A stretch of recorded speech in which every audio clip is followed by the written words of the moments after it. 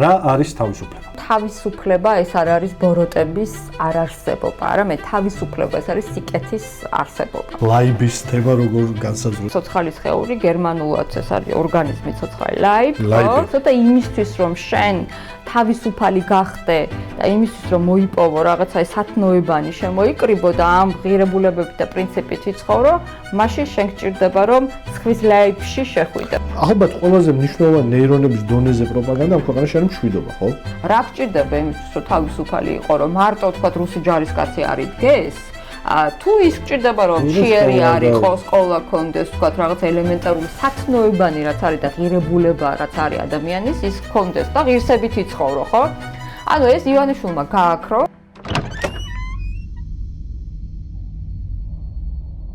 გამარჯობა. დერეფანი ბრუნდება 26 ეპიზოდით. თქვენთან ფაქტურად გავატარეთ სრული სეზონი.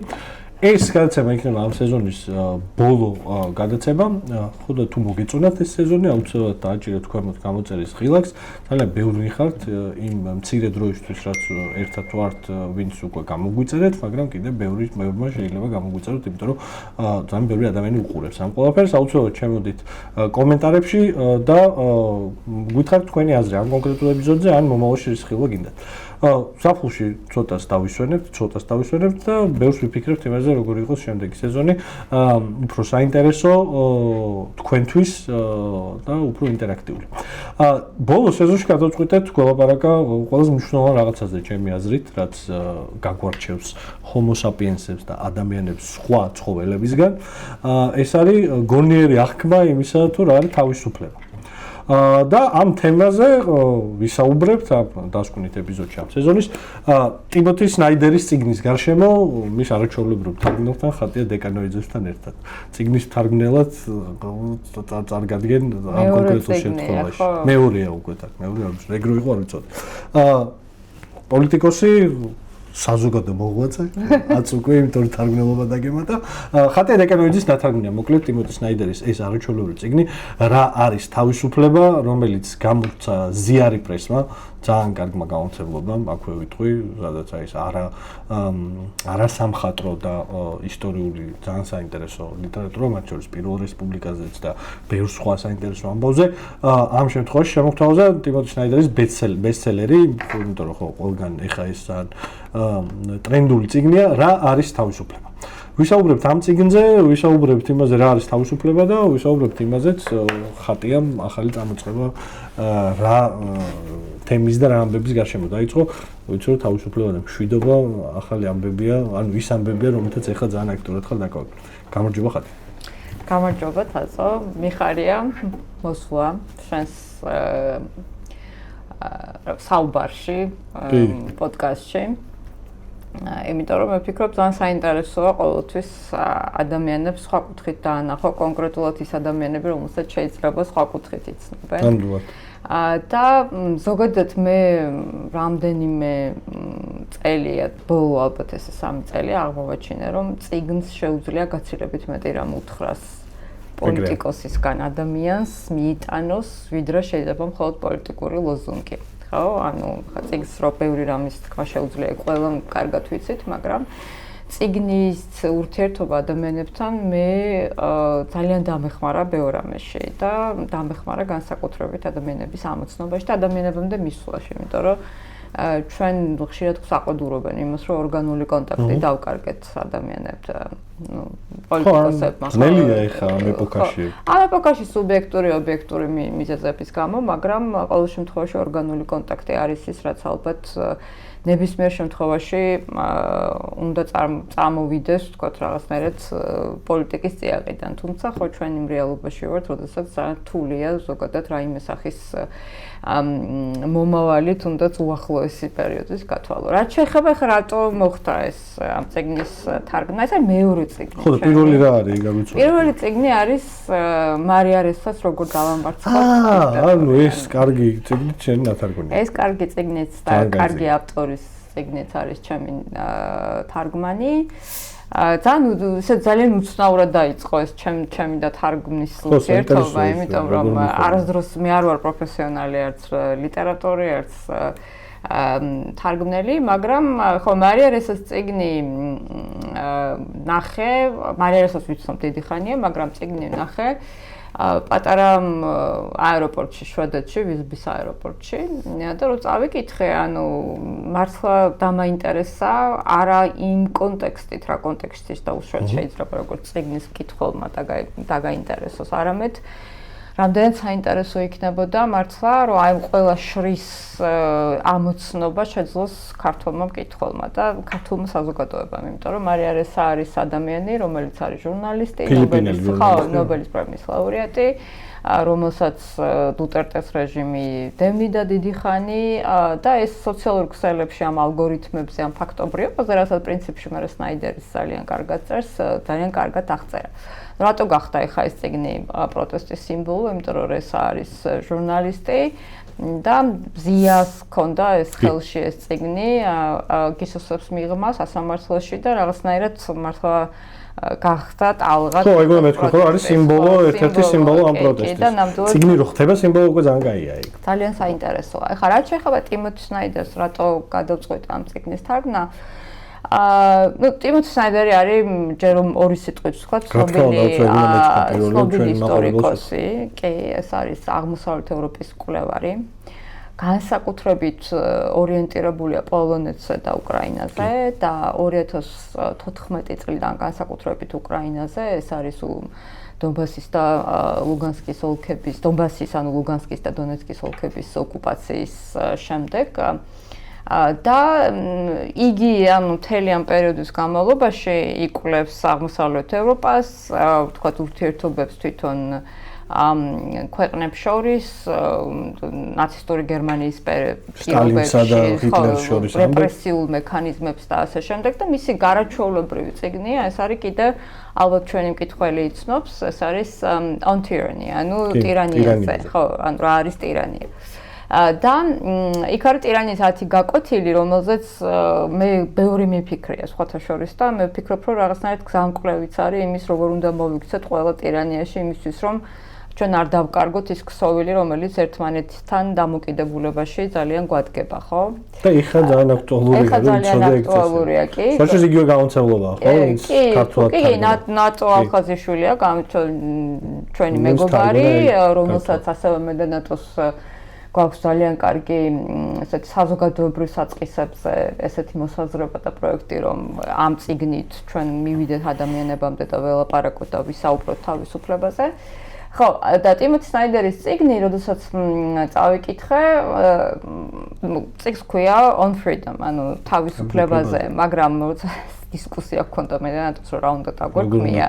ხო, როგორ უნდა ყოფილიყო სათაური ისე, რომ ადამიანებისთვის მართლა ადამიანები დაგვეინტერესებინა, ეს არის თქვენ ერთად რა არის თავისუფლება და რატომ არის ძალიან კარგი და ადამიანები ინტერესდებიან, ჯერ პირველი რომ თავისუფლებაზე ძალიან ბევრი ადამიანი მოაზროვნე ფილოსოფოსი საუბრობდა საუკუნეების განმავლობაში. თავისუფლება არის ის ერთ-ერთი ყველაზე მნიშვნელოვანი უზენაესი ღირებულება, რომელიც ზოგადად კრებითად წარმოგვიდგენს იმ ღირებულებებს, რომელიც ჩვენ გვჭირდება, იმიტომ რომ თავისუფლებები ვიყოთ და საინტერესოა იმ კონტექსტით, რომ ხო, რაც რაღაც საქართველოს დროშის სფერებშია, ჩვენ სიტუაციაში, როდესაც ესეთი ავტოკრატიული ავტოკრატია გაცილებით უფრო დიდ ფართობს იკავებს, გვინდოდა და მინდა უფრო რომ რაღაცნაირად ადამიანებმა კარგად გაიგონ, სისტემურად გაიგონ რა არის თავისუფლება და აი ამ კონტექსტში ეს არის წიგნი, რომელიც ძალიან კარგად დაგილაგებთ,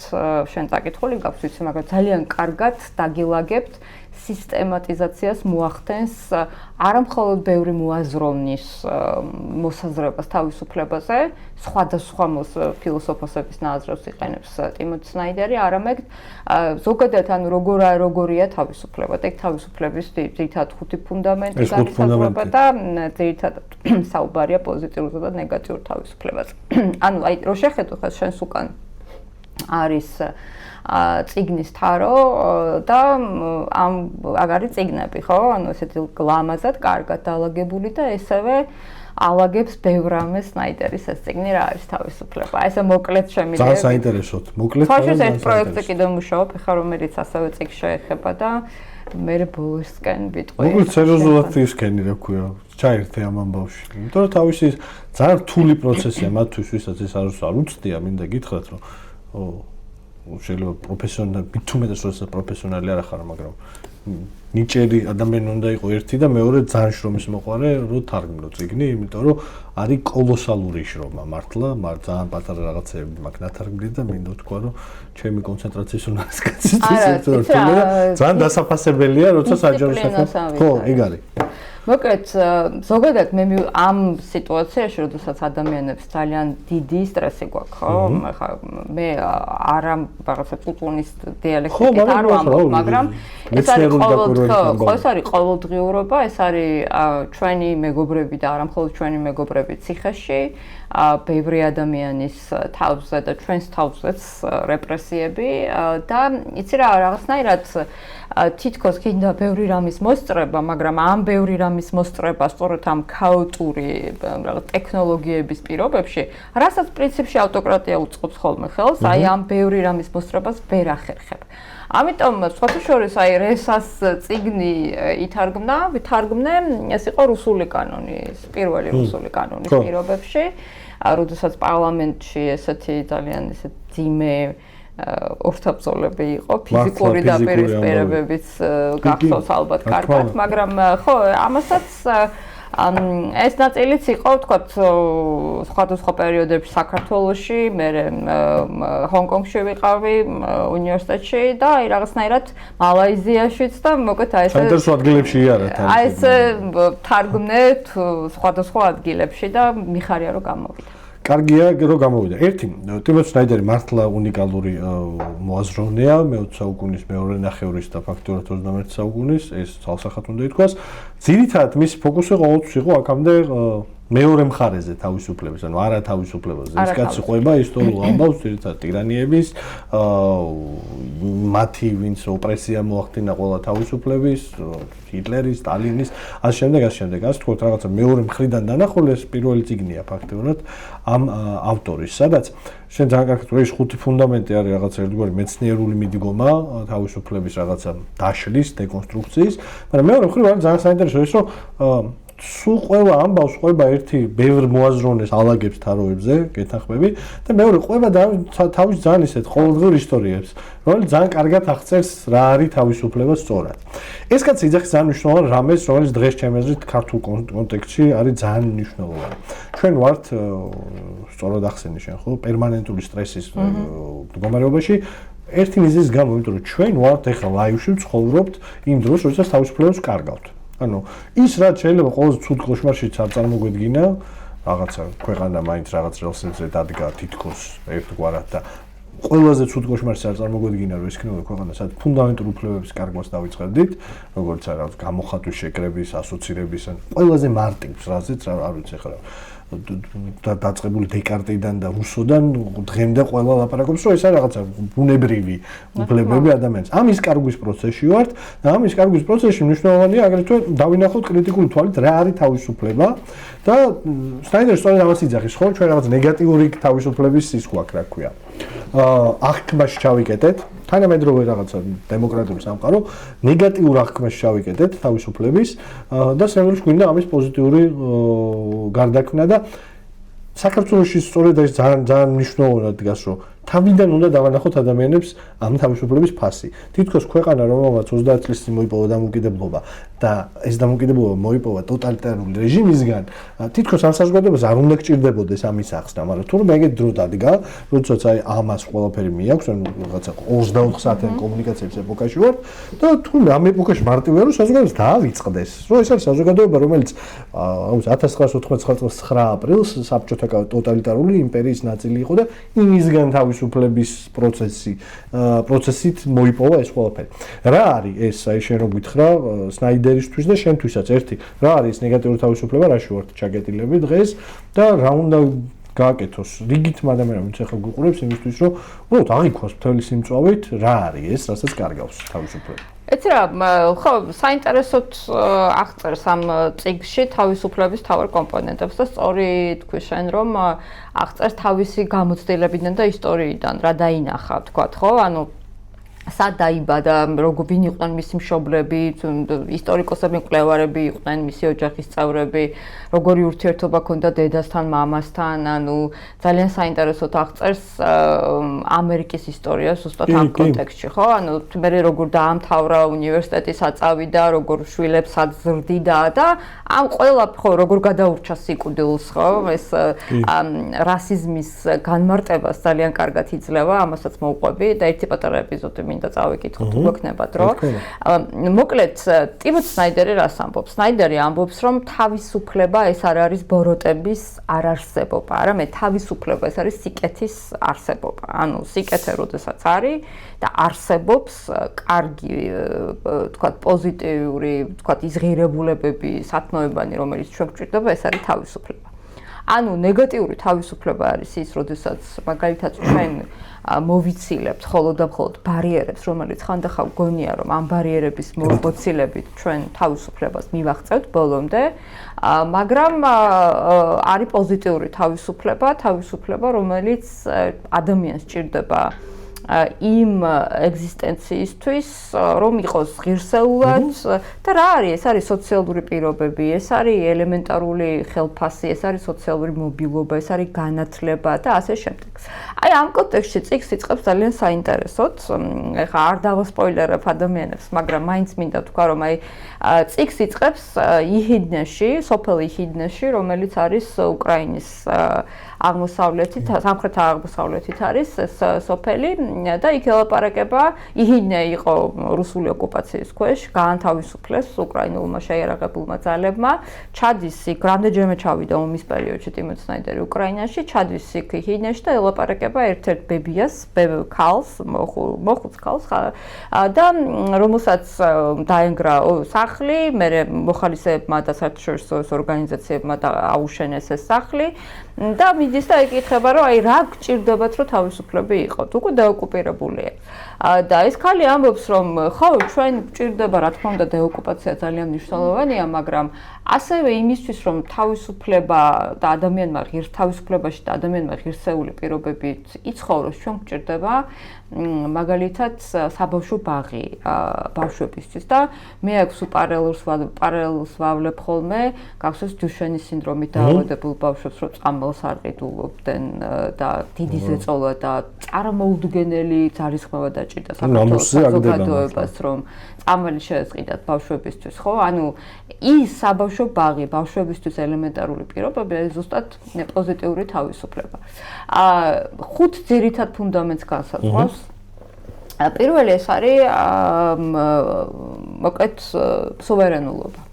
მეორე ეს არის არაპროგნოზირებადობა, ეს არის სოციალური მობილობა, ეს არის ფაქტობრიობა, ეს არის სოლიდარობა, რაც არის ერთ-ერთი ჩვენ ძალიან კარგად გამოვცადეთ. ეხლა სხვადასხვა როგორ განსაზღვრავს, იცი, ძალიან საინტერესოდ, რომ თქვა სუვერენულობა რო დაიბადება, იქიდან ბავშვი როგორ იზრდება, როგორ უნდა გაიზარდოს და სუვერენული როგორ უნდა იყოს, თქვა არაპროგნოზირებადობა უფრო მოზარდობის ასაკს ყვება, აი თინეიჯერობას, რასაც ჩვენ უწოდებთ, შემდეგ არის ფაქტობრიობა, რაც ძირითადად დაკავშირებულია იმასთან, რომ აი თანამედროვე სამყაროში ტექნოლოგიები როგორ ვითარდება და ადამიანს რა სჭირდება იმისთვის, რომ მართლა ნორმალური და კარგი გადაწყვეტილებები მიიღოს და არ აიხლართოს ამ დეзинფორმაციაში და სიყალბეში. ეს არის სოციალური მობილურობა, ანუ ჩვენ გვჭირდება ელემენტარული მობილურობა, თქვათ, განათლების მიღება, ჩვენ გვჭირდება წასვლა, სხვადასხვა ქვეყნებს შორის გადაადგილება, ჩვენ გვჭირდება ადამიანების ჭირდებათ მაგალითად თავისუფლება იმ კონტექსტში, ანუ თავისუფალი შენ ხარ, მაშინ თუ გაქვს სოციალური მობილობა. აი ხარ რასაც აკეთებს დღევანდელი ავტოკრატია საქართველოში და ეს შიშარამბრძანებელი, რომ რაღაცნაირად შეუზღუდოს ადამიანებს არჩევანი თავისი ჩვენი ისტორიული მისია საქართველოსი, რომ ევროკავშირის გზას ვადექით მთელი ამ პერიოდის განმავლობაში და ეხა ყველანაირი პროგრამები ევროკავშირის, რა ვიცი, ერასმუსი შეიძლება შეწყდეს თუ არ შეწყდეს ეხა უკვე, ხო, ანუ ილიას უნივერსიტეტს ანადგურებს, განათლებას ანადგურებს ერთი სახელმძღვანელოს პრინციპში. ანუ ეს ყველაფერი არის ზუსტად გზა არავისუფლებისკენ, ხო?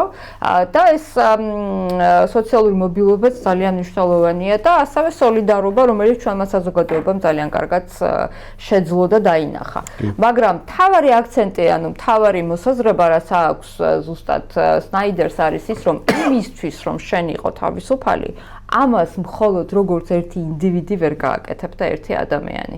ამას ჭირდება საზოგადოების ძალისხმევა, რომ საზოგადოება თვითონ და ინდივიდის თავისუფალი იყოს და საზოგადოება სუვერენული და თავისუფალი იყოს, ამას ჭირდება ძალიან სერიოზული კოლექტიური ძალისხმევა, კოლექტიური ცუდი სიტყვა, მაგრამ ყოველ შემთხვევაში ეს უნდა იყოს ისეთი ქსოვილი, რომელიც რეალურად არის ზუსტად აი სოლიდარობის რაღაც ოქროს ძაფებით ერთმანეთთან გაბმული. ანუ მაგალითად სუვერენულობაზე როდესაც საუბრობს, ბავშვს ჭირდება აღზრდისთვის და გაზრდისთვის, იმისთვის რომ სუვერენულ ადამიანად ჩამოყალიბდეს, მაგალითად მშობლების ზრუნვა, მაგალითად საზოგადოებისთვის აუცილებელი ელემენტარული პირობები, ხო? ეს არის კარგი განათლება, ეს არის რა ვიცი, საბავშვო ბაღი, ეს არის სკოლა ნორმალური, ეს არის ის რომ რა ვიცი, სკოლაში ნორმალური მასწავლებლები იყვნენ, ხო? აი ეს ყველაფერი და კიდევ თქვათ გზამკვლევი წინაპრებს ეს უწოდებს, მაგრამ გზამკვლევი იმ ადამიანებისგან, ვინც უშუალოდ ამ ბავშვთან არის, ხო?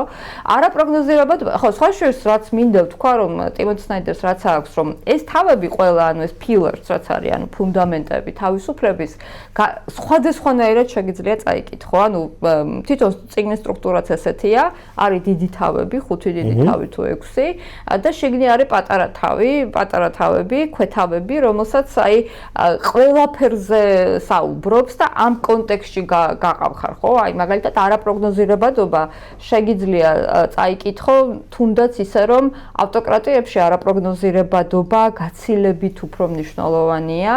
იმიტომ რომ ავტოკრატები მთელი ამ სოციალური ქსელების ტექნოლოგიებით და თანამედროვე აი ამ ძალიან მძიმე ხელოვნური ინტელექტიდან დაწყებული დასრულებული ალგორითმებით გამოცნობა ავტოკრატიების მიერ ადამიანების ქცევის ძალიან ისეთი ნიშანდობლივია, ხო? მეც საერთოდ მგონია რომ რაც გვაკლია ჩვენ ოპოზიციას ზოგადად პოლიტიკურ კლასს, ასე უფრო არაპროგნოზირებადობა თქვათ ამ რეჟიმთან დაპირისპირებაში და აი ბევრი მიმართულებით შეიძლება წაიკითხო. და განმარტებას გვაძლევს ძალიან სწორს. აი მაგალითად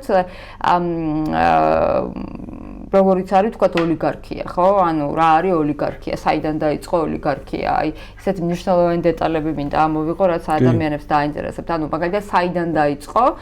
ჩვენ ვიცით კარგად რომ ეს ქვეყანა მიტაცებული აქვს ერთ ადამიანს, რომელსაც მე ხა ოლიგარქსაც აღარ დავარქმევდი, უფრო სხვა რაღაცა კონფიგურაციის რუსული მართლობის ყაიდის რაღაც მოწყობის ადამიანია ბიძინა ივანიშვილი, მაგრამ კარგად აღწერს როგორ დაიწყო და ჩაეყარა საფუძველი ოლიგარქიულ მართვას რუსეთში მაგალითად. აღწერს ასევე თავისი ქვეყნის ჩვენი დასავლელი მეგობრების კონკრეტულ შეცდომებს, რაც ჩვენს გამოგვიცდია, ხო? აი მაგალითად, როდესაც 90-იან წლებში არ იყო ის ინფორმაციის რეაგირება, ვთქვათ, ჩეჩნეთში დატრიალებულ გენოციდზე, როდესაც პუტინს ხშირად როგორც ტექნოკრატს ისე აფასებდნენ, ხო? და ზუსტად აი ამ პერიოდში რაღაცა მსხვილი პრივატიზაციის პირობებში ელცინიდან დაწყებული, მაგრამ პუტინმა უბრალოდ ამას ხელი მოუჭერა და ყველაფერი სათავესაც წამოიღო, მაგრამ სხვადასხვა გადანაწილებებით ბანდიტური ჯგუფების ფულის გათეთრებით შევიდნენ ეს ქსელები, ვთქვათ, მართვაში, ხო? ანუ ეს ოლიგარქიის ცირეთა მმართველობაა, ხო? ანუ ეს ბერძნულად და ესეთი მოდელი არსებობდა ანტიკურ ისტორიაში. რა თქმა უნდა, რომაული მოდელი. ასევე კარგად აღწერს მაგალითად პოპულიზმს, ხო? ანუ ეს და ძალიან საინტერესოა ერთი აუცილებლად უნდა თქვა. ხო, პოპულიზმი ეს რა არის, რომ საზოგადოებისთვის საინტერესო მისაღები მეტწილად და ზოგადი აზრები შენ ისაუბრო და ამით რაღაცა შენი პოლიტიკური ინტერესი გაატარო, ხო? ანუ და დაუშვათ მოიმხრო კონკრეტულად ამ ზედაპირული მოსაზრებებით ბევრი ადამიანი.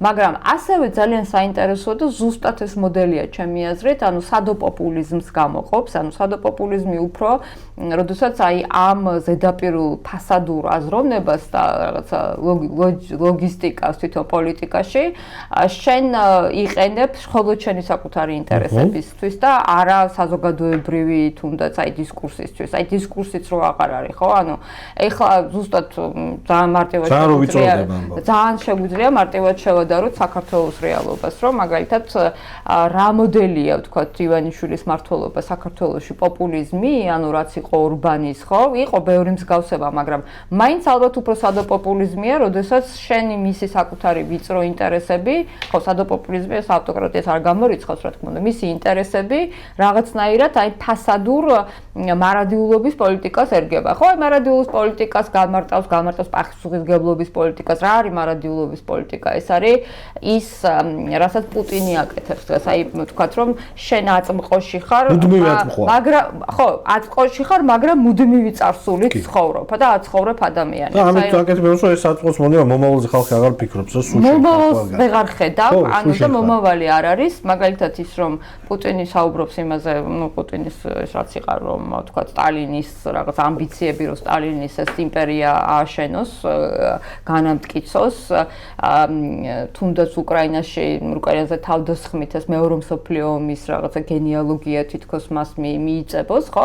ამიტომ ეს მარადიულობის პოლიტიკაც არის ზუსტად ის, რასაც ჩვენ ხშირად უსვათ ხოლმე კითხოს, რა უნდა პუტინს. მას მისი მთავარი ფორმულა ეს არის, რომ მუდმივად ადამიანები წარსულისკენ და მოიტაცოს, რაც ქართული ოცნება, ანტიქართული ოცნება ხშირად აკეთებს, ეს არის მოიტაცოს ისეთი ცნებები, ანუ მარადიული ცნებები, როგორიც არის ვთქვათ ქრისტიანობა, რელიგია, პატრიოტიზმი, ოჯახი. ეს ყველაფერი, ანუ ეს არ არის ვთქვათ ახალი აღმოჩენა, რა მოდელშიც ჩვენ ცხოვრობთ, ხო? ეს არის ზუსტად ის მარადიულობის პოლიტიკის შედეგი. ანუ ასევე პასუხისმგებლობის პოლიტიკა, რომელსაც ჩვენ ძალიან ხშირად ვერ ვაწყდებით თანამედროვე სამყაროში და ზოგადად ძალიან საინტერესოდ აღწერს ამას ზუსტად აი ვთქვათ ოლიგარქიულ მოდელზე იქ ძალიან დიდ უზარმაზარ როგორ თქვა უფსკრულზე მდიდარსა და ვთქვათ ღარიბ შორის, ანუ ეს არ არის მხოლოდ მემარცხენეული აღწერა, ეს არის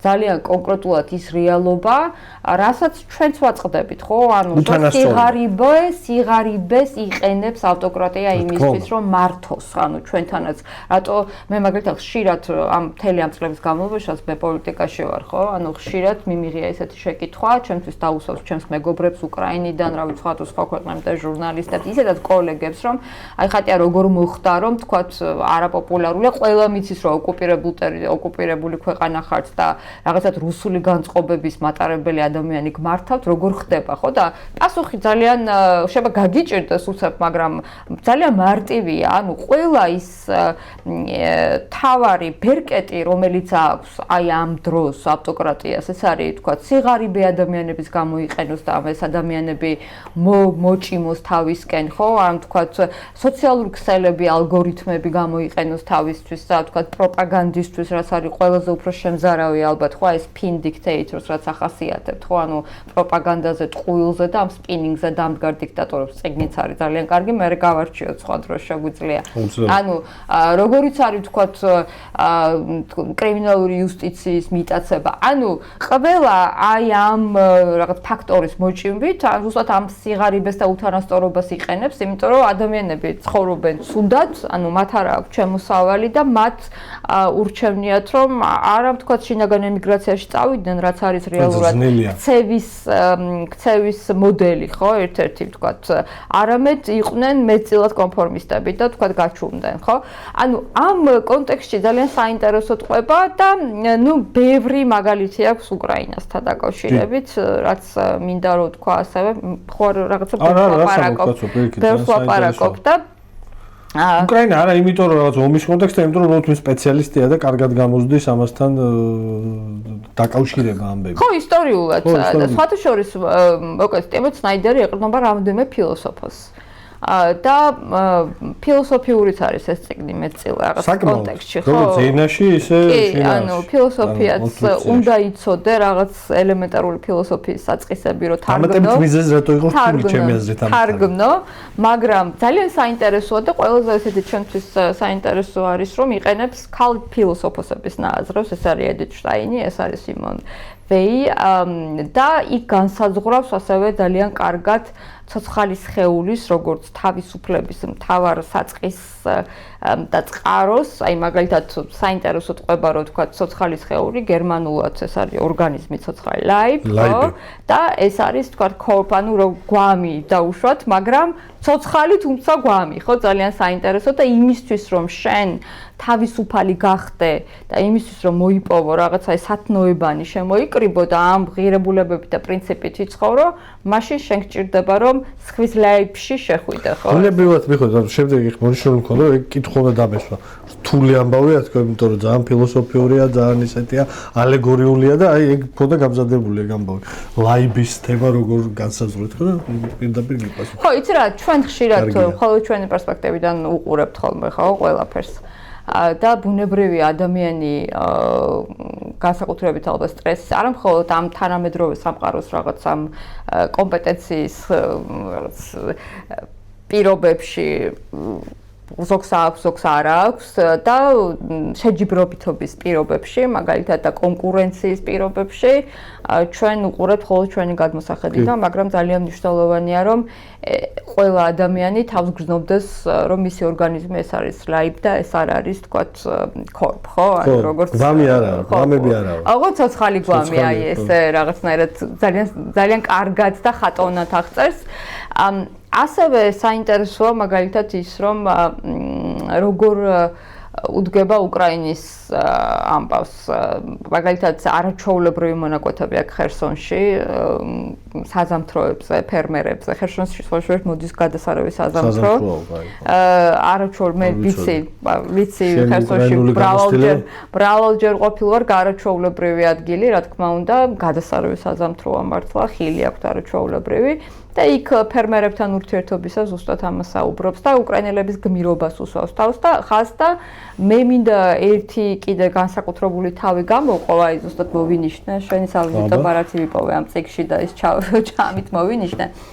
ეს არის მოკლედ სხვადასხვა თავები აქვს, ახლა ძალიან მოკლედ რომ ვთქვა, და ეს არის თქვა გამორჩეულობა, ოლიგარქია, აი ვილაპარაკეთ, წონასწორობა, ძალიან საინტერესო ტყვება აი ამ წონასწორობის მექანიზმზე, რომელიც დაყვება ამას ზარის მოდელზე, ხო, ეს დიდი ზარი, რომელიც თავისუფლების ზარი, ხო და ასევე ცნობილი მეფის ზარი რუსეთში და შედარება არის არაჩვეულებრივი, ამბობს რომ ეს მეფის ზარი როგორ უსულოთ რომ ესვენა ყოველგვარი რაღაცა შინაგანი ენერგიის გარეშე, თქვათ რუსეთზე არის ეს შედარებას აკეთებს და ერთ-ერთი ესეთი თავი, რომელიც მე ძალიან მიყვარს, ბევრი არის ესეთი სხვათა შორის ნაციზმზე ძალიან კარგად განიხილავს, ასევე ძალიან კარგად მთავარი პოსტულატი ჩემი აზრით რაზეც დგას, ეს არის ვაცლავ ჰაველის ძალაუძალოთ. ანუ აი ამაზე დგას ძირითადად და ნუ იქ ძალიან ისეთი ბევრი სიტყვა ეძღვნება ნორმალიზაციას, თქვათ ავტოკრატიის პირობებში, თავისუფლების, აი ვაცლავ ჰაველის როგორ აღწერს, რომ არ შეიძლება ნორმალიზდეს რაღაც ის ელემენტარული, როგორ თქვა, ავტოკრატიული მოდელები, რაც რეალურად მართლაც ესეა. და მე რას იგიჟებით მოყვება ამას, რაც. ხო. და ერთ-ერთი ესეთი თავი ეს არის დარჩენა, ესე ქვია, ალბათ წაიკითხავდი. მოკლედ მე რატომ ასევე დაგილაგდება ყველაფერი ამ დარჩენის თავს, როდესაც წაიკითხავთ. ეს თავი ეძღვნება ზელენსკიზე ბევრს საუბრობს ზოგადად, მაგრამ ზელენსკის იმ კონტექსტში, რომ როდესაც მოკლედ უკრაინის ომი იწყებოდა, ეს არის 2022 წელი უკვე, იანვარში უკვე ძალიან სერიოზული მობილიზაცია, დეკემბერში უფრო საზღვართან, ეხლა შენ იცი რომ უკრაინა ჩვენთვის ძალიან ახლობელია და დღემდე ძალიან ბევრი ჩემი მეგობარი ფრონტზეა, მაგრამ სხვა კონტექსტში ვამბობ, ანუ ჩვენ ვინც ყურადღებას ვაქცევთ, თქვათ და ჩვენთვის ეს არ არის ახალი, რა თქმა უნდა, ეს მობილიზაცია წვნების და ასე შემდეგ.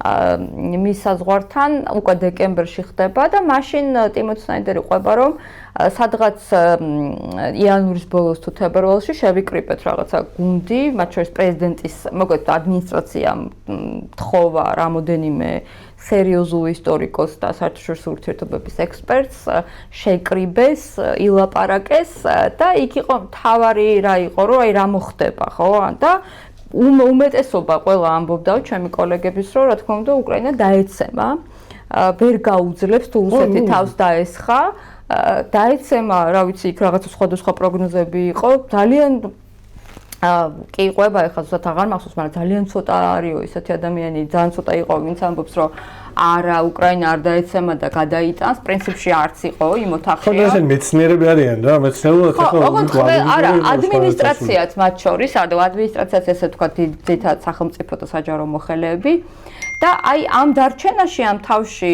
ზუსტად ამბობს, რომ რამ გადატეხა, როგორი იყო უკრაინელების, ვთქვათ, ძალის და სულიერი სიძლიერის, მედეგობის და სტამინის მთავარი კონსტრუქცია და ამბობს, რომ ეს არის ზელენსკის განაპირობა ზელენსკის დარჩენა. და ის ამბობს, რომ ძალიან დიდი როლი შეასრულა იმ პატარა ვიდეომ, რომელიც ჩაწერა ზელენსკიმ თავის გლავა ფრაქცії тут, ხო, პოდოლაკ тут, ანუ ეს და სხვა შორის ეს სიმბოლური, ლეგენდარული უკვე ახლა ვიდეო, აი ამას არჩევს და ამბობს, რომ ესე იგი მისმა დარჩენამ განაპირობა ის, რომ ძალიან ბევრი უკრაინელში გააჩნდა პასუხისმგებლობის გრძნობა, რომ ჩვენ რო არ დავრჩეთ, მაშინ და პასუხისმგებლობა რო არ ავიღოთ, ჩვენი სამშობლო არ გადარჩება. და მე ეკითხება ზელენსკის, რამოდენიმე თვის შემდეგ ჩადის, ეს და ინტერვიუც აქვს ზელენსკისთან და ესეთი რაღაცას ამბობს. როცა ზელენსკის ვკითხე, რატო შეიძლება ხო 2 წელი დადება წავიკითხო, როცა ზელენსკის ვკითხე, რატომ დარჩა კიევში, მიპასუხა არ შემეძლო სხვაგვარად მოქცეულიყავ. საკუთარი არჩევანის ახსნა არც იმ კონკრეტული დრამატული მდგომარეობიდან დაუწყია და არც საკუთარი თავიდან. თავის მშობლებზე და ამ სიყვარულზე საუბრობდა. თქვა, რომ მშობლები არ აურჩევია, მაგრამ სიყვარულში თავისუფალი იყო. ამ სიყვარულში ადარა საკუთარი გადაწყვეტილებაც. ომის დაწყების შემდეგ დედაქალაქში დარჩენა თავისთავადი და ბუნებრივი რამ იყო. ეს მარტოს არ გაუკეთებია იმ ადამიანებთან ერთად იდგა, ვინც ბავშვობაში ასწავლიდა და ვინც პრეზიდენტად აირჩია. იმ ადამიანების გვერდით იყო, რომლებიც ასევე რისკავდნენ. მან თქვა, რომ სიტუაცია ესმოდა, რადგან იცოდა, რომ ნიშნავდა წარმოადგენდეს სხვებს, როგორც პრეზიდენტი. პრეზიდენტი ქვიშის პირველი მარცვალია დროის ამობრუნებული ქვიშის საათში, თქვა მან. ანუ საოცრად განმარტავს ჩემთვის ყველაფერს და მე ვფიქრობ ყველას თავში და სხვათა შორის აი როდესაც ბევრი ადამიანი საუბრობს ხოლმე იმაზე, რომ მას იმედი აღარ აქვს, ხო, ამ ქვეყანაში. დღეს რაღაც ვიდეო შემხვდა. ძალიან ადამიანურია. დღეს რაღაცა ვიდეო შემხვდა, ეხლა კი ვიცი, რომ შეიძლება ეს დღესვე არ გავიდეს და რაღაც რამდენიმე დღის შემდეგ გავიდეს, მაგრამ ყოველ შემთხვევაში დღეს რაღაც ვიდეო შემხვდა, სადაც ესე ახალგაზრდები ამბობდნენ, რომ მე აღარ მინდა პროტესტში მონაწილეობა, იმიტომ რომ არაფერს არ მჯერა, ხო? კი, ხო, მეც ვნახე რაღაც ოფენერზე. ხო, მაგრამ იცი რა, მე ვფიქრობ, რომ ეს არ არის, ასე ვთქვათ, ძალიან დიდი პრობლემა ჩემი აზრით, იმიტომ რომ ეს ადამიანები მაინც აქ რჩებიან, აქ არიან, მაგრამ ყველაზე უფრო მნიშვნელოვანი ალბათ ის არის, რომ შენ შეიძლება შენ თავში ეჭვშეგეპაროს და თქვა, რომ ანუ მოდი ახლა არაფერს აზრი არ აქვს და რა ვიცი, თუ გაიქცევი, შეიძლება ეს შინაგანი ემიგრაცია, ესკაპიზმი რაც არის, შეიძლება გაცილებით უფრო ვთქვათ რაღაცნაირად გაექცე, ხო, მაგრამ ხო, ეს არჩევანი რა ზელენსკის ქონდა, განაპირობებს, რომ ხო, შენ კი ხარ აი ამ ქვიშის საათში, შენ ხარ ერთ-ერთი მარცვალი. შეიძლება პრეზიდენტი პირველი მარცვალია, მაგრამ ყოველ შემთხვევაში ჩვენ ყველა მარცვლები ვართ და ეს მარცვალი რომ ამობრუნდეს ქვიშის საათი, აი ყველა უნდა იმოძრაოს და ნორმალურად ჩამოვიდეს თავის ადგილას დადგეს. ამიტომ ხო, მე ვფიქრობ, რომ ბევრი კარგი წიგნია და წაიკითხე. და საინტერესო ამბებს ყვები მაგ წიგნიდან. ერთ ამბავზე მაინც მესმის რომ ჩვენ კონტექსტზე, იმიტომ რომ მაყურებელმა მიხვდეს რატო ვლაპარაკობთ ამ წიგნზე. ჩვენ კონტექსტთან ახლოს ვიყოთ, იგივე ერთ-ერთი ფაქტუალურობა ხო არის ერთ-ერთი საფუძველი, რასაც ის უყენებს თავისუფლებას. ანუ შნაიდერი ამბობს, თავისუფლება იშლება მაშინ, როდესაც კარგავთ საერთო რეალობას. ჩვენ ახლა ამ პროცესში ვართ, ხო? ჩვენ ქართული ოცნება აქაც ხო, რაღაც არიყენებს რაღაცა ბირთვული ფიზიკის ცოდნა არ არის ყველაფერი, ერთი არის რუსული სახელმძღვანელო, მეორე არის ზოგადად ტირანიის სახელმძღვანელო, რა უნდა გააკეთო იმისთვის, რომ დაყო, გაქრეს აი ის ცნება, ვერასდროს იმ მომენტამდე ვეღარ მიხვიდე, რა ზელენსკიმ თქვა, ხო? ზელენსკი პირიქით ამას აკეთებს. თავისი პირადი მაგალითით იმას აკეთებს, რომ სხვებს პასუხისმგებლობას უჩენს, რომ რაღაცაა რა ეს სახელმწიფო.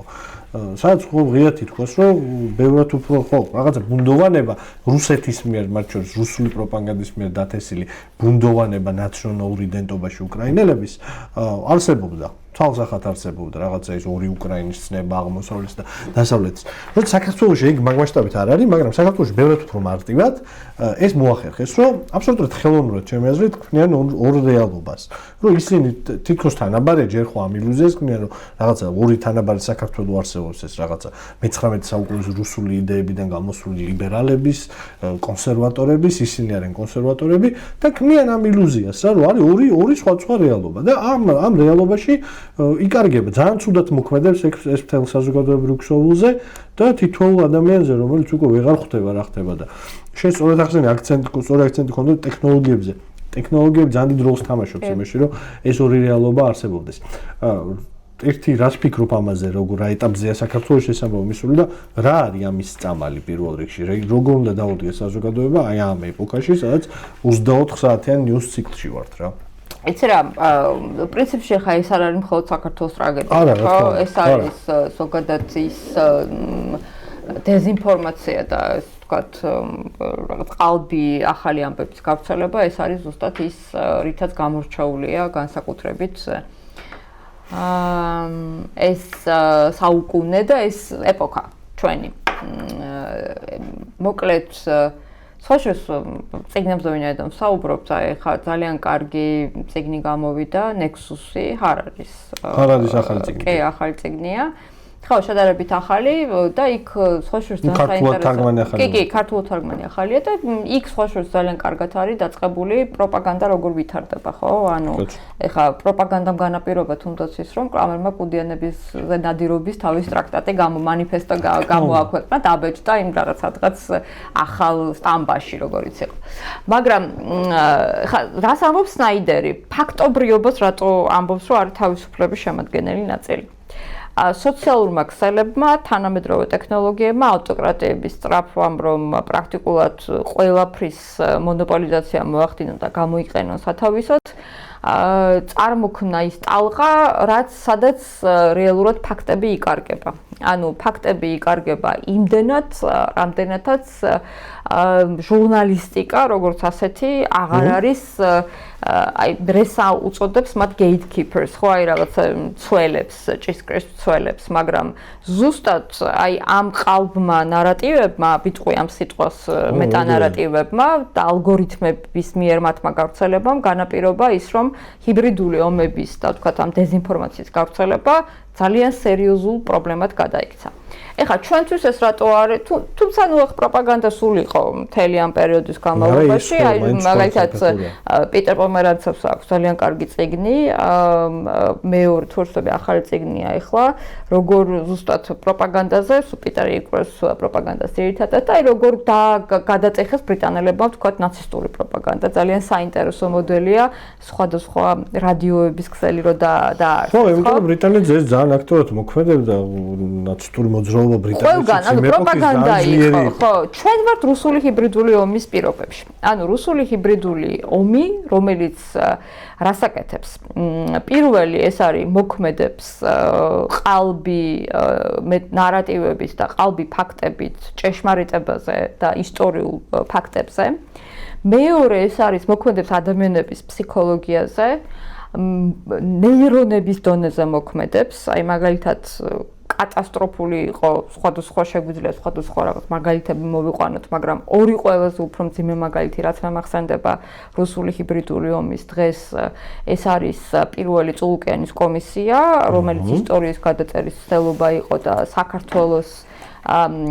საქართველოსზე რუსეთის თავდასხმის დაბრალება, ანუ ომი საქართველოს დაიწყო ეს ყველაზე მძიმე, რომელსაც მე დარწმუნებული ვარ ახლა ახალ სახელმძღვანელოებშიც ჩაწერენ, იმიტომ რომ მაგალითად თარიღებიც კი თაზო, რომელზეც აი ჩვენ ხო შვიდში დაიწყო ხო რეალურად და ხო და ამბათი რუსული კალკი, ანუ ეს ესე რომ ვთქვათ რაღაცა ჟარგონით, ზუსტად copy paste ეს იყო 8-ში მათ, ესე 8-ზე აპელირებდნენ და მეორე ეს არის გარეჯი საქართველოს, თითქოს ვინმე უარყოფდა იმას, რომ გარეჯი საქართველოს არ იყო, ხო? ანუ როდესაც ორი ხანძაზმული ადამიანი დაიჭირეს არაფრის გამო და მერე საერთოდ დაავიწყდათ ეს ყველაფერი. სრული პერვერტობა იყო, ეგეთი ბოროტე ამბავი მე ცოტა მახსენდება, მიხოთ იმის რომ ხა რაღაც უღარი ყველანაირად დაიკარგა, ხო, რაღაცა 100-მდე პოლიტპატიმარზე ავდივართ და ადამიანები ბატონი მენთეშაშვილი ციხეში ძირს, იმიტომ რომ ტროტუარზე იდგა და ერთ წელი ციხეში უნდა გადავოს.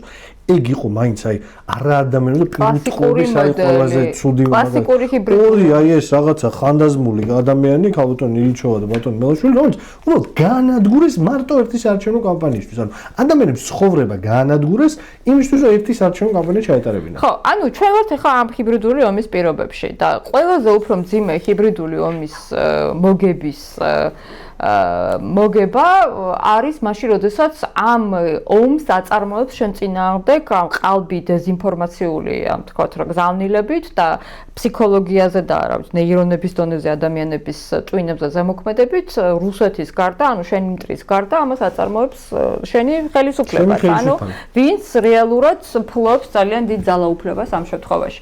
ამიტომ იკარგება ფაქტობრიობა, ანუ ფაქტობრიობის დაკარგვა რას ნიშნავს, რომ ყალბი ნიუსი უფრო სწრაფად ვრცელდება, ანუ ამაზრზენი, რამდენადაც ამაზრზენი შეიძლება იყოს სიყალბე, იმდენად ძალიან სწრაფად გავრცელდება. მაშინ, როდესაც ფაქტების გავრცელებას, ავიცი, შეიძლება დაჭირდეს წლები და თვეები, ხო? ანუ ეს ხო, აი წარმოიდგინე შენ რომ ციტატა ხო გაუყალბებია ჩემთვისაც რაღაც აყალბებს, ხო? რაღაცა კვირაში ერთი გარანტირებულად პროპაგანდა აყალბებს ამ ციტატას და ამ დროს ის ძალიან სწრაფად ვრცელდება და იმისთვის რომ მე ის ჩააღწიოს და პენეტრირება მოხდეს და უშუალოდ ჩენი სწორი რეალობის, არა, საერთოდ ხა ჩემი ციტატა გავრცელეს რამოდენიმე კვირისთვის, საერთოდ არ მithქვავს, ანუ აი ესე გააყალბეს კარტი თავარის, ანუ რისი თქვა მინდა რომ ყველაზე ცუდი ნიუსი ვრცელდება სწრაფად, ყველაზე ამაზრზენი ვრცელდება ძალიან ესე თქვათ სწრაფად ესე ელვისის სწრაფით და ამ დროს ტრადიციული მედია კარგავს თავის ფუნქციას, იმიტომ რომ პირველი რაღაცა ხდება ინსტრუმენტი ავტოკრატების ხელში, პროპაგანდის გავრცელების კონტექსტში და მერე სოციალური მედია ამ ყველაფერს ანაცვლებს. ხო, ანუ ეს ძალიან საინტერესოა. აი სიმართლის ჰორიზონტი ესეთი თავიცა აქვს ესეთი, სიმართლის ჰორიზონტი პრაქტიკულად ადამიანებისთვის ამოსაცნობად არის ძალიან რთული, ხო? ეს სირთულე რა არის, რომ ჩვენ და რა უნდა ვქნათ ახლა პირველი რაღაცნაირად, რომ ჩვენ რეალობას დაუბრუნდეთ ისევ. აი მაგალითად ფაქტობს აი აქ წერს, რომ ესეც მოვინიშნე, რომ სიტყვის თავისუფლება ფაქტებზე წვდომის უფლებას გულისხმობს. მათ შორის, ხო? ანუ სიტყვის თავისუფლება თავისუფლების ერთ-ერთი შემადგენელი ნაწილია და შენ თუ ფაქტები არ აგავს, რა თქმა უნდა, არც სიტყვის თავისუფლება არ გაქვს, ხო? და ყველაზე მნიშვნელოვანი, ანუ ჩვენ რა შეიძლება რომ გავაკეთოთ და ხშირად ახლა სულ საუბრობთ, ხო, რაღაც მეგობრებში, პოლიტიკურ წრეებში, რა ვიცი, სხვადასხვა მიმართულებით ახლა მეც ხშირად ფიქრობ და დიდი ხანია პროპაგანდას ვიკვლევ, შენ იცი პრინციპში ეს ჩემი რაღაცნაირად ამ კვლევის საგანი, მაგრამ პირველი რაც უნდა გავაკეთოთ, რომ ფაქტები უნდა დავიმახსოვროთ და ფაქტები უნდა გავავრცელოთ, ხო? ანუ ეს ძალიან დიდი მნიშვნელობა აქვს გავრცელებას, შეარს, გაზიარებას, რა ვიცი, ამ ყველაფერს. მეორე აუცილებლად არის ის, რომ არ უნდა გავცეთ პასუხი შებრუნებულად ვთქვათ პროპაგანდას. პირიქით, რაც ჩვენ მიგვაჩნია, რომ არის სწორი, იმაზე უნდა ვილაპარაკოთ. აი მაგალითად მე ვიტყოდი ესე, რომ პროპაგანდამ რამოდენიმე თვე, აი ეს რაღაცნაირად რამოდენიმე კვირა ძალიან დაიხია უკან, ეს იყო რამოდენიმე საკითხზე, ფასები, მაგალითად, აი გვისაუბრია მე და შენ ამ თემაზე, ეს იყო ფასები, როდესაც რაღაცა სასაცილოდ გამოჩნდნენ ფასების კომისიით და მართლა ადამიანების რეალურ ასე ვთქვათ პრობლემებზე საუბარმა მართლა გააჯერა ყველა მთელი სოციალური ქსელი და ამაზე პროპაგანდამ ვერ უპასუხა, იმიტომ რომ რთულია უპასუხო იმას, რომ აი მაგალითად ეხლა რომ გახვალ ვთქვათ კილოგრამი ბალი ან ვთქვათ კილოგრამი რაღაც ელემენტა ყველი რა ვიცი ან რძე რაღაც ხო ანუ ხო არა ნუ 6 ლარიღის რძე მაგალითად და მე ბავშვების შობადობაზე რო საუბრობენ ან როგორ უნდა სამი პატარა შვილი რო ყავს ბავშვი სახლში და რომელსაც ჭირდება 3-5 რძე, თქვა 3 დღის განმავლობაში, რომ ელემენტარულად ფაფა მოუხარშო, როგორ უნდა გაუმკლავდე 6 ლარიან რძეს, მართლა მაინტერესებს. ანუ არის რაღაცები, რაც რა მაგალითიც შეგვიძლია ვთქვათ, რომ ნიშნული შეგვიძლია დავიჭიროთ, რომ ვთქვათ, რაღაცნაირად ამ პრობლემებზე კონცენტრაცია მართლაც პროპაგანდის მარწუხებიდან თითქოს გამოიყვანა ადამიანები, იმიტომ რომ ნუ ადამიანებიც ხო მოწამლულები არიან ეხა პროპაგანდით, ხო? ანუ იმედი, რასაც აკეთებს საქართველოში არხით. რა ჩვენ თქვი რა ეს კონფორმიზმი უფრო მარტივი გზა არის აი ამ სიღარიბეში, სიღატაკეში, უიმედობაში, ყველაზე მარტივი გზა არის, უფრო მარტივი გზა კონფორმიზმი, ვიდრე რაღაც ესკაპიზმი გაქცევა ამ ყველაფერთან შორს წასვლა, იმიტომ რომ ამას თავის ერთი მხრივ ვაშკაცობა ჭირდება და მეორე მხრივ რაღაცა ორგანიზება და ეს მარტივია კაცო. მოდი შევეგუები ახლა ამ ყველაფერს და ავყვებით ან რა, რომ არ ვიგრძნო თავი გარიყულად და მან ერთვება იმედი ძალიან აქტიურად ჩემი. ნუ მე ვფიქრობ რომ ხო აი მშვიდობა როგორც არის მან მინდა ეხა მივიდეთ ალიბი დაუშვათ ბევრი ადამიანისთვის რომელსაც შეიძლება არ უფიქრია ბევრი ან უფიქრია და არ ფიქრობს რომ როგორ შეიძლება იყოს მშვიდობა ის როდესაც ელემენტარულად აი ან თავისუფლება რასაც სნაიდერი ამბობს რომ თქვა ბავშვებს წამალი არ აქვთ ან ძალიან მარტივს გეტყვი და ელემენტარულს რომ თქვა ერთ სკოლაში 5 წლში სწავლობენ ბავშვები. როგორ შეიძლება ეს ბავშვები ამ ბავშვებმა მიიღოს სუვერენულობისთვის და არაპროგნოზირებადობისთვის ყველა საჭირო ცოდნა, ხო? ანუ აი ელემენტარული მაგალითად.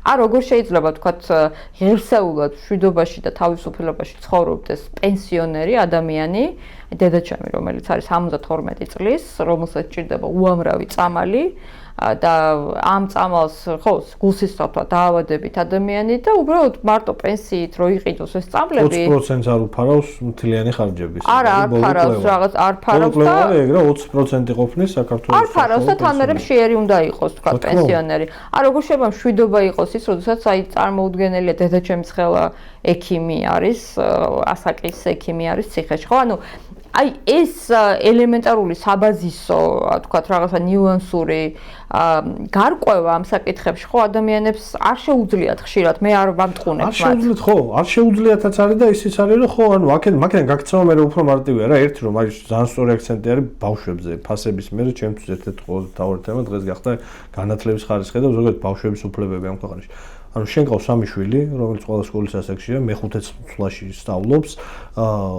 იმ კატეგორიაში გადიხარ, სადაც 35% სკოლებში გამოკითხული ბავშვებისა, საჯარო სკოლებში ამბობს, რომ მე-13 ამბობს, რომ ისინი სკოლის დროს საერთოდ მშივრები არიან. ამ კატეგორიაში გადიხარ, რომ მშვიერი არიან შენი შვილები და სახელმწიფოს პასუხი ის კი არა, რომ ან სკოლაში საჭმელის ამბავი მოაგვაროს, ან მე-5 წლში აღარ იყოს შენი შვილი. ამ ყველაფერზე ზემოდან გეუბნება, რომ ისტორიის წიგნს გადაგიწერ. და დაუწერს ჩემებურად ყდაზე რაღაცა სიგიჟეს დაგიტან ვითომ ეროვნულ სიმბოლოს და რაც ყველაზე მთავარია ხარც კიდე გაგიზდეს მშივრები კი არიან ბარემ კარგი ჩაცმული მშივრები იყვნენ და ფორმას ჩავაცმევ და ანუ აქ ეხა ანუ გაგიჟდე ამ ყველაფერსო გაყვედა რაღაცა საწნა ანუ და თქვა რომ ხო ნუ რაღაცა ღირს ამათ და ეგ რაღაცა მშვიდობაა ეხა ნახსენე მეგონა რომ აქ იტყოდი იმიტომ რომ ახსენე ნეირონის დონეზე ანუ ინსტინქტურ დონეზე ჩასული პროპაგანდა რაც ალბათ ყოველთვის იყო ეგრე პროპაგანდას ეგთვის ყოველთვის ხონდა მაგრამ ეხა ბევრთ რომ მარტივად აღწევს იმიტომ რომ აი ამ ახალ ტექნოლოგიებს შეუძლია ბევრთ რომ მარტივად იდენტიფიცირება მართლა რა არის შენი შიშები შენი ქცევის პატერნი და ამ შემდეგ ალბათ ყველაზე მნიშვნელოვანი ნეირონების დონეზე პროპაგანდა ამ ქვეყანაში არის მშვიდობა, ხო?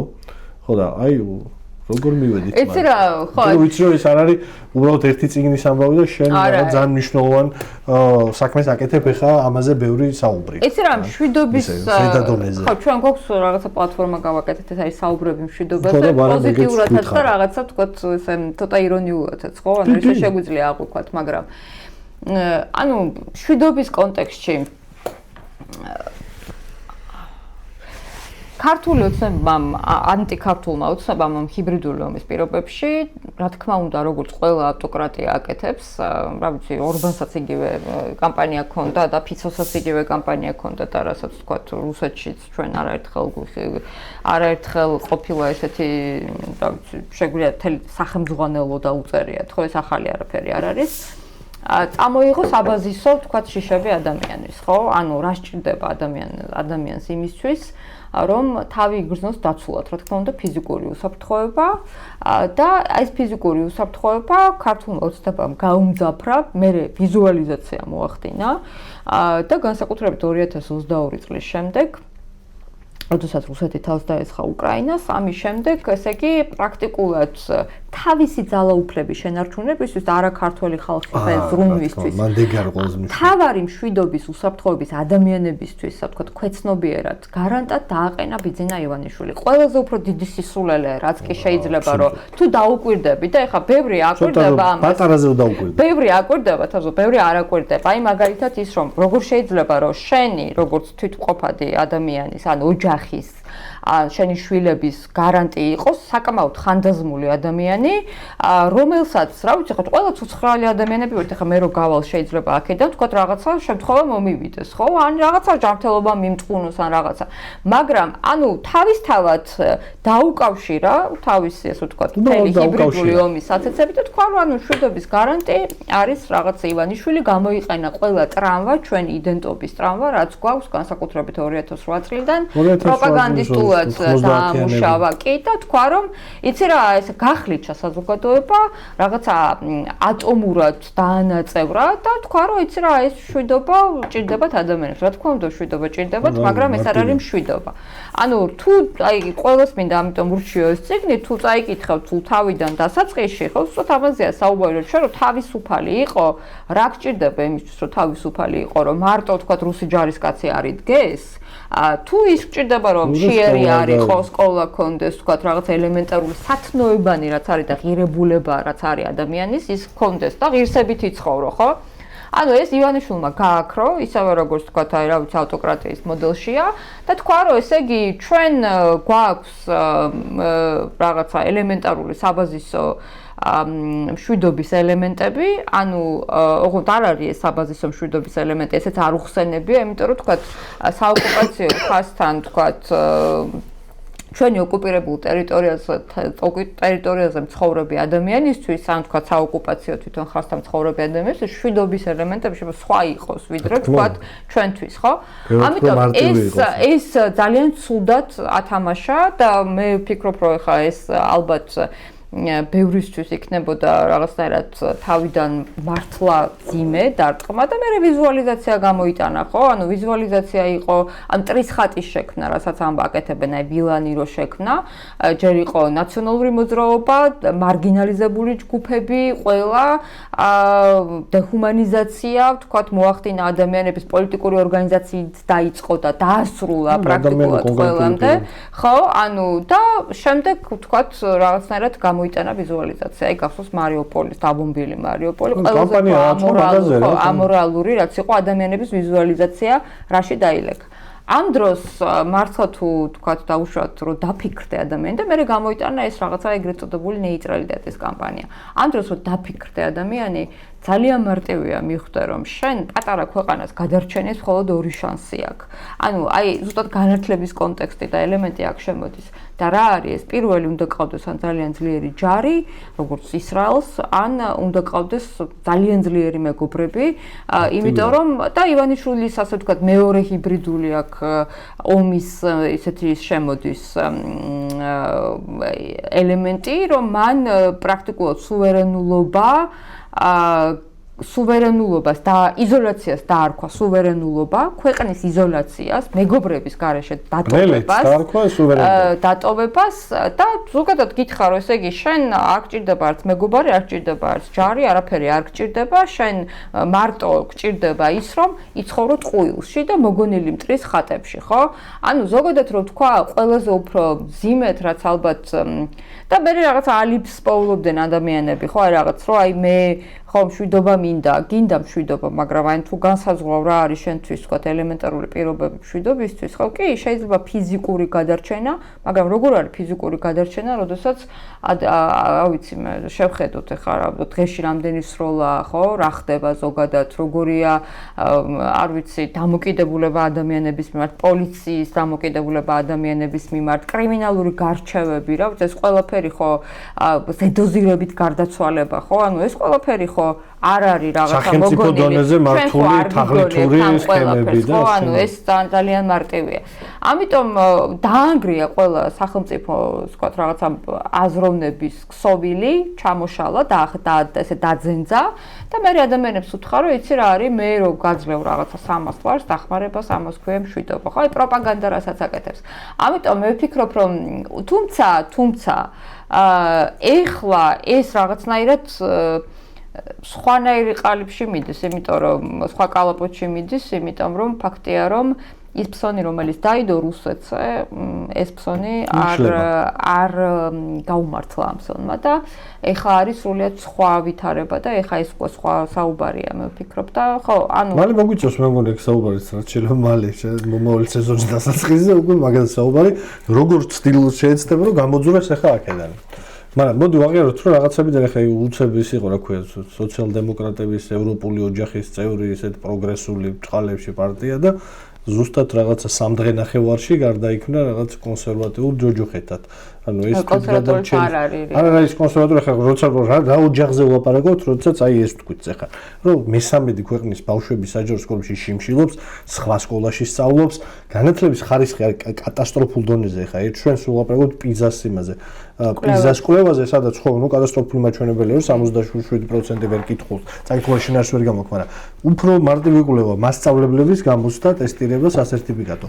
80% ფიზიკის მასწავლებლების, 70% ბიოლოგიის და 60% ქიმიის მასწავლებლების. უბრალოდ მინიმალურ ზღვარსაც ვერ აკმაყოფილებენ, ანუ არაპროფესიონალები.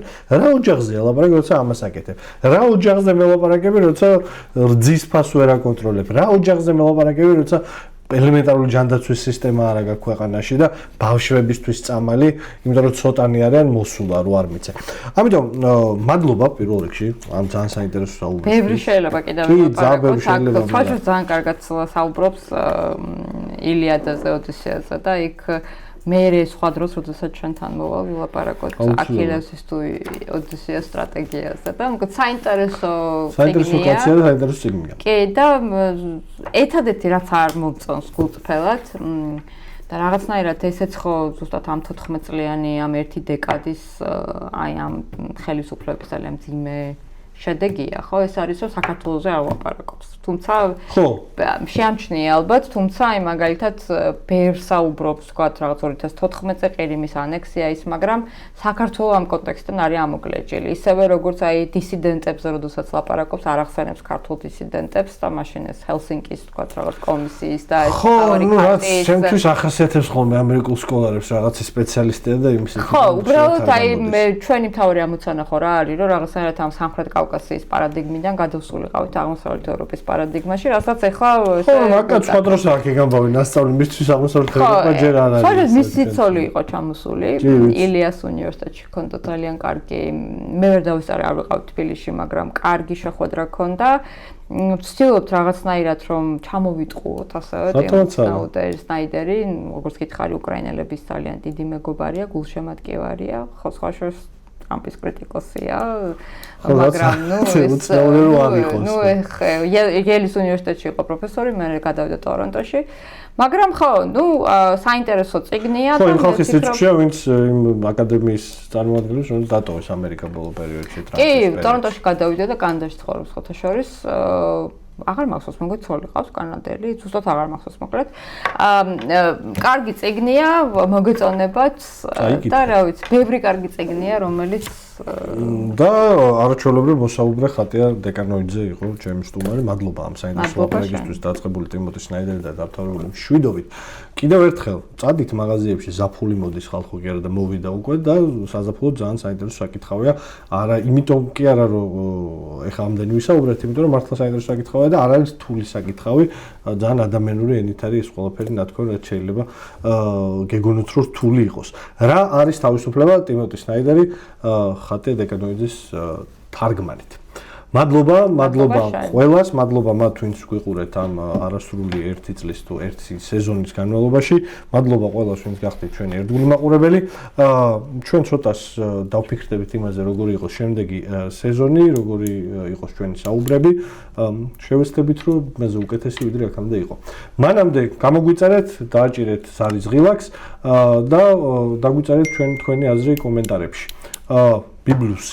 ბიბლიაში იყიდება, რაც ზუსტად ვიცი, შეიძლება სხვა წიგნის მაღაზიებშიც. მოკლედ, მადლობა ყველას ამ საინტერესო სეზონისთვის, მადლობა ამ საინტერესო გადაცემისთვის. მომავალ შეხვედრამდე სექტემბერში.